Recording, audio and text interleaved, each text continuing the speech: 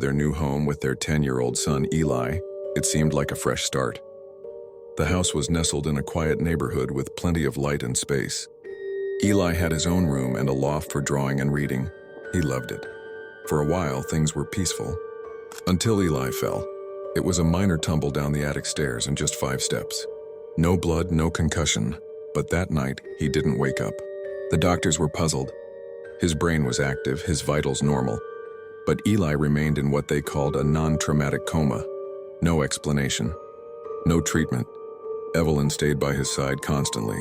She read him books, sang to him, whispered prayers.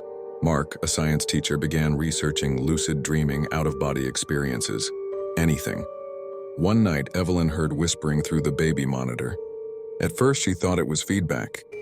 But the whispers grew louder. Then laughing, high-pitched. Wrong. She ran into Eli's room. Empty. But there was something in there.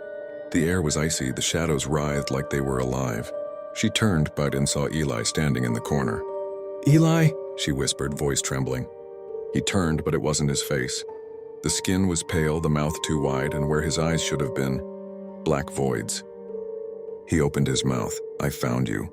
Evelyn screamed. The figure flickered and vanished. When she blinked, the bed was full. Eli lay motionless again, as if he'd never moved. She didn't sleep that night. Mark installed cameras. He didn't believe in ghosts, but he couldn't deny Evelyn's fear. The footage shocked him.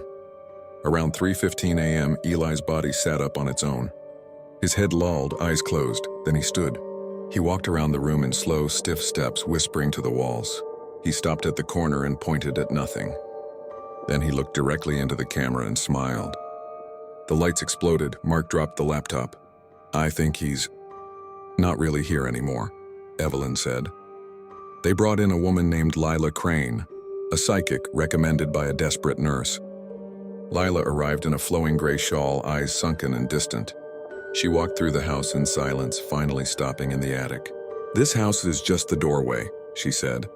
"Your son is lost in a place beyond the veil, a realm of spirits that hunger to live again." She lit a candle. The flame instantly went blue. "I sense one in particular, a violent one. A soul with no face and no identity of its own. It wears others and it wants Eli's body." Mark scoffed. Evelyn believed her instantly. "We have to bring him back," Lila said. "But you need to go in after him." Lila guided Mark into a deep trance.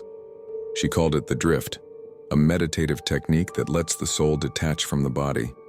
Mark, skeptical to the end, closed his eyes. When he opened them, he